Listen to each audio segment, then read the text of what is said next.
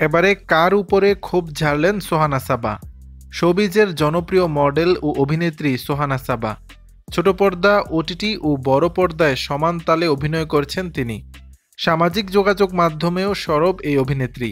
প্রায়ই সেখানে নিজের অনুভূতি প্রকাশের পাশাপাশি নানান ইস্যুতে প্রতিবাদের সুরেও কথা বলতে দেখা যায় তাকে।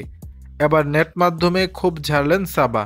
সোমবার 18ই নভেম্বর নিজের ফেসবুক আইডিতে একটি পোস্ট দিয়েছেন তিনি। তবে তার নাম পরিচয় কিছু প্রকাশ করেননি সাবা। তিনি লিখেন, আপনি আমি সেম না ব্রো।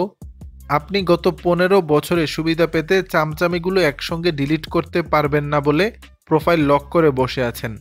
যদিও প্রোফাইল ওপেন থাকলেও আপনার চেহারা দেখতে দুজন মানুষও যাবে না আপনার প্রোফাইলে।